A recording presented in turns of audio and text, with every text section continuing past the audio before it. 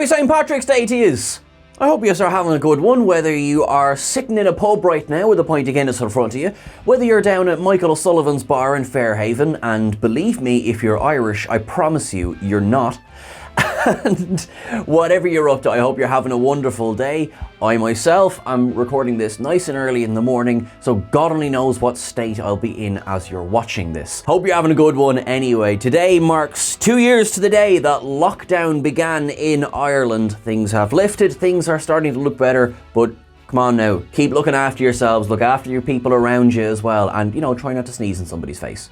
Let's have a little bit of common sense. We're here to look at the ups and downs for Star Trek Picard Season 2, Episode 3, Assimilation. Before I get into that, thank you so much to all of you who are liking, sharing and subscribing every week. The last graphic that the wonderful Chris made had us at 189,000 subscribers. So odds are that's probably already out of date. Thank you so much. Please hit that subscribe button if you haven't already. We're getting closer and closer to that target of 200,000. You're wonderful, you're brilliant, yous are all a bunch of bleeding legends. Now I guess we better have a look at the episode itself.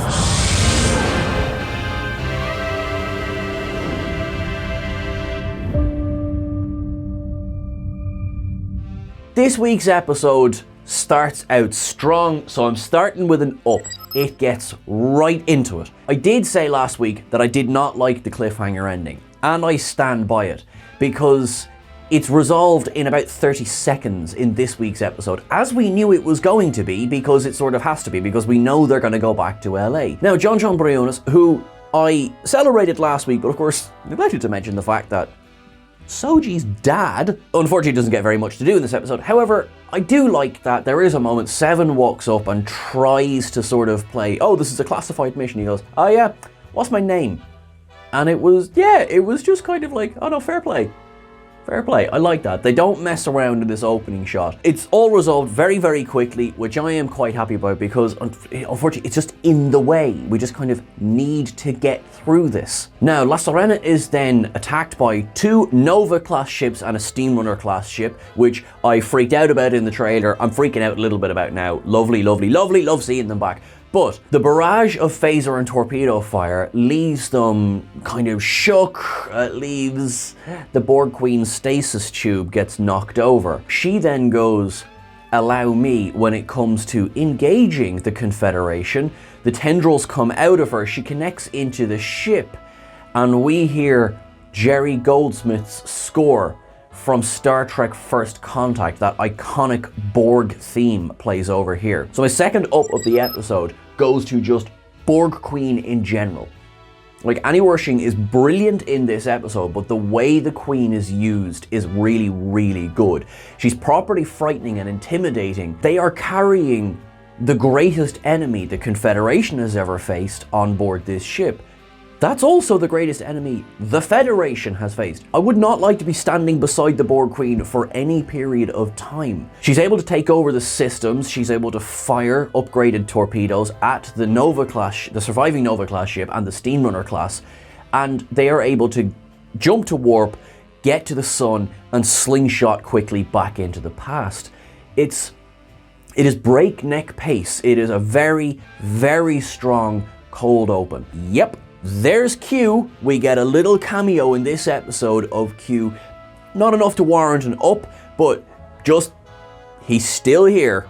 So he's 3 for 3 in appearing for episodes in Season 2. We get back to 2024, and I'll run through some of this in the citation observations, but we get sort of tick list things as to how we get there. There's a lot of Star Trek 4, the one with the whales, going on here, so that's fine, but I'm going to address a lot of that in the citation observations. The ship is caught in the gravity well of Earth, it gets pulled in, they crash land in Le Bar in France.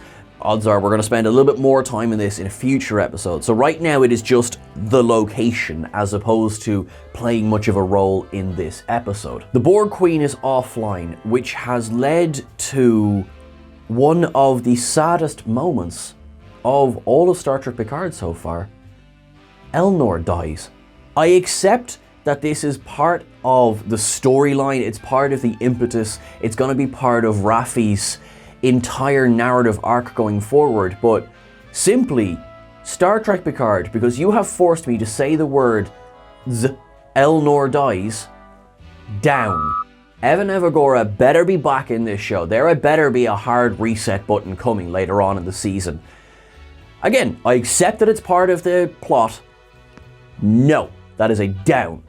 Elnor does not die in my fantasy. Now, one of the reasons he dies is that the Queen, while still connected to La Sirena, she is trying to suck every ounce of power out of the ship, which takes power from the biobed, which was the only thing keeping Elnor alive. So this begins the Borg Queen part of the storyline with Jurati and with Picard. There is an interesting piece of information dropped in this scene that we actually hadn't heard before, and I'm going to give it an up. Assimilation is euphoric. Okay, I never really thought of that because we only hear of the horror of assimilation. We hear of the mindless drones. But Picard describes that as Locutus, it is euphoric being part of this hive mind. And of course, I mean, if the drones were aware of what was happening, there would be a mass revolt. So keeping them in this drugged state is key to the success of assimilation. And in a way, it feels like a very late in the day update of what assimilation is, but I think it makes perfect sense, doesn't it? That it would be this wonderful feeling. I'm reminded of the amount of times you see in movies when vampires are made and, you know, someone goes, "Oh, I'm so sorry this happened to you," and the vampire replies with, "I'm not sorry." It's a bit evocative of that. I did like it as an addition. It's a swing. I mean, it really could have been, "Oh, seriously?" Oh, the whole point was that it was horrific. I liked it. Kudos Star Trek Picard for actually taking a chance on including that there. Now, after everyone is suitably locked and loaded, and there's that reminder from Jurati, like, "Hey, time travel, put the phasers away, please."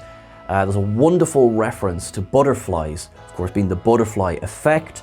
A butterfly's wings can flap at one part of the world and cause hurricanes in another part of the world. I really, really like that.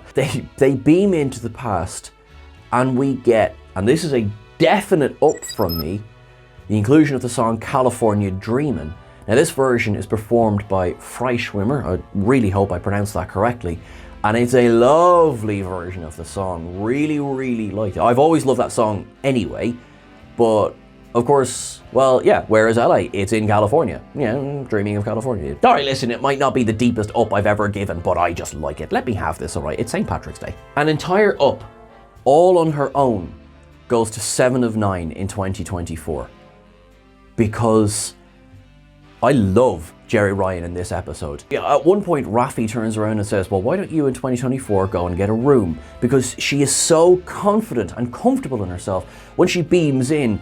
Oh no, she beams in beside a little girl. This is timeline breaking stuff. The little girl goes, "Are you a superhero?" To which Seven replies, "Can you keep my secret?" and winks at her. She's perfect. I mean, yes, all right, people will say, she beams in beside a girl. This is potentially dreadful news, but we live in an age where every piece of media is depicting superpowers and superheroes. Like, pass it off as a superhero. Why the heck not? And then as the episode goes on, she has this comfort again, which Raffi comments on. And going forward, when they enter the skyscraper and she's able to talk the security guard down, you know, again, this is a very new version of the character, one that I absolutely love. I was actually rewatching Endgame there yesterday, and we remember in Endgame that she goes through the surgery to have her cortical node shut down so that she'll be able to feel the full gamut of human emotions. We get to see the fallout of that, both in, of course, season 1 of Picard, but in moments like this. This, in a way, it's a spiritual sequel to that decision in Endgame. Nice deep cut, Star Trek. Also, I'm giving another up to Raffi in this episode because Michelle Hurd just continually smashes it. Her reaction to the death of Eleanor is heartbreaking. Her anger toward Picard is completely understandable. It might be misplaced anger, sure, but she can't direct it at Q, completely not his fault in any way, but Picard is Q's representative, if you like, on La Sirena. Obviously, that's a bit of a stretch, but Raffi is filled with rage right now. She can't kill the Queen, much as she would like to, so it has to be directed somewhere. And that mugger picked the wrong day to pull that shite with Raffi. And I loved that scene. Absolutely loved it. Because, you know, I'm gonna hurt you, lady. And really, we were all just kind of like, how dead is this guy about to be? She downs him like that. I loved it as well. Give me your wallet. What? Money? Oh yeah, no. The mood that Raffi's in, that guy was lucky to survive. She downs him in a second, breaks the gun apart, tosses it in the dumpster. This is when she meets Seven. This barely controlled anger for the whole episode. Just, Michelle Hurd absolutely smashing it this week. Sad down reason as to why, but total up for her this week. Now you will know, whenever I've discussed Jurati in the past, I have been sometimes less than complimentary. I've struggled with the character a little bit. Wonderful moments last week. There was issues with, come on now, how long is it going to take you to... Dr. Agnes Jurati this week. Alison Pill. I'm going for MVP of the episode here. She is so confident in her plan, she's able to talk Picard into letting her effectively get assimilated. You can imagine why he might generally have a problem with this. Then, during that scene where she's connected to the Queen and her subconscious starts speaking, and she's starting to depict how the Queen is moving from place to place in her brain, there's the anger room in which she directs some of this rage at Picard, calling him a pretentious prick who would never know a feeling if it hit him in the face. Then she talks about her admiration, how she wants him to be her dad. She talks about the humor room, full of mirrors for deflection. And then, of course, this sadness where she describes sometimes just lying down and sleeping to death. This was a performance that I didn't doubt Alison Pill was capable of. I was just so glad to see this level of performance. Just wonderful. When we get the Queen back awake and trying to play Picard as much as possible, when Jurati wakes up and is just like, oh yeah, so you have the information, yeah, prove it. And she just casually reveals that she stole this information while in the Borg Queen's head. This version of Jurati, I like this version of Jurati a lot. And also, anyone else slightly terrified when the Queen says, you've done something very dangerous. You've impressed me. Woo. Back in LA, I just want to give a little special up to that security guard. I mean, he was cool. And no, Kevin is not funner than him. He's played by Max Kaminsky, and he is in fact a Trek alum. He appeared in 2 episodes of Enterprise. One, he was credited as Cunningham. Another one, he was credited as crewman number 2. So I think we'll just go ahead and call him Cunningham. And it's just nice to see more returning Star Trek actors from the past appearing in this show. So, yeah, I just wanted to give a little shout out to him. The delivery of the line, Kevin is not funner than me, that gets an up all by itself. Rios's story. Now, I will be honest, his first scene in LA almost got it down from me. Because I thought, they played it for laughs straight away, even though he looks really badly hurt. And it almost got it down for me. We had to take him out of the game somewhat so that we could put him into Dr. Teresa's clinic, and Dr. Teresa is an up from me this week. Sol Rodriguez, if she's not in every episode going forward, I'm going to be very upset. She is brilliant. The interplay between her and Rios in this episode is just wonderful. Oh my god, I loved her. For a character we've never seen before, and odds are we'll see her next week because she's arrested with Rios at the end of the episode. Wonderful. Oh my god. And also, I'm giving another up to little Ricardo hustling Rios to get the cookies, to get the comm badge back. I just loved this episode. But I really enjoyed it. There were so many good parts that went together to make this episode. And just before we go on to citation observations now, overall, this episode is shorter. The pace has come down just a tiny little bit, which was needed after those big whopper first 2 episodes. So even though a lot still happens here, it's slightly slower as we have people figuring out the where and the when of everything. Overall, again, another really strong episode this week. Season 2 of Picard, you are smashing it.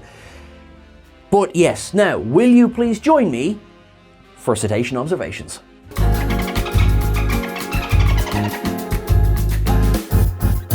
Honestly, I'm running out of paper. Now, okay, so first of all we have Eleanor's Green Blood. I thought that was done really well. We have, of course, the Nova class ships, the Steamrunner class ships. I've included Q here in Cetacean Observations because it was really just a cameo this week. He speaks about, see what basically living in fear has caused. First contact theme that plays while the Borg Queen ascends into hell. The slingshot around the sun. So this is directly from the one with the whales. And of course, tomorrow is yesterday? All are yesterdays. Tomorrow was yesterday. Tomorrow was yesterday for the original series. Rios counting up the warp scale is very evocative of Sulu, the one with the whales. The wormhole effects, I felt, returned from the motion picture. When they arrive and they're in orbit over Earth, they talk about the pollution and the slight degradation of the ozone layer, which for me was evocative of Spock when they arrive in the Bird of Prey, going, judging by the pollution content of the atmosphere, I would say that we have arrived in the latter half of the 20th century. I liked that. That was good. This one is potentially a bit of a reach. So on Eleanor's medal, there is Sem Neok Khan, which he says translates to now is the only moment. I felt that this was a nod toward the inner light and Cayman's insistence to his daughter Meribor to live now, make now the most important time. It may be a reach, that's fair, but that's what I got from that. Then we have the new tricorders. Now, I say new tricorders. These are Samsung Galaxy Z flip phones. Thank you very much to John O'Hayward for spotting that for me. These are just in a new body kit. That was cool. Markridge Industrial Tower. So that is played by Wilshire Grand Central in this episode, which I believe holds the record for being currently the tallest building in LA. I think it has that record by about 82 feet. That is a bit of a story. It was originally built in 1952, and the original building existed until 2013 when demolition was completed. This version of the building was completed in 2017. So it is a very modern piece of architecture, and it's only 2 years in the future. Between now and then, it seems to be either going to change ownership or change name. So I wonder if Markridge Industrial Tower, I wonder if that's going to come into this season in some way. Now we have the poster for the Sanctuary, the poster for the Sanctuary District, of course, which is where Raffi teaches the Mugger that today was not the day and tomorrow's not looking very good either. Behind them is this massive poster for the Europa Interplanetary Mission, To Boldly Go, being written on this poster. And of course, Star Trek Picard has confirmed that in 2024, Rick and Morty will of course still be on the air. Oh, and I suppose as well there is the Easter egg to the fact that in any reality, ice is pretty much a bunch of dicks.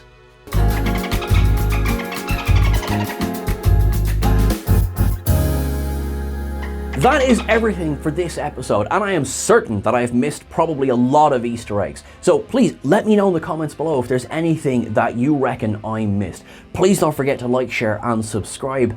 And to all of you out there, La Féile Pádraig Seanna Dit, I hope you have a wonderful St. Patrick's Day. You look after yourself, you look after your friends and family.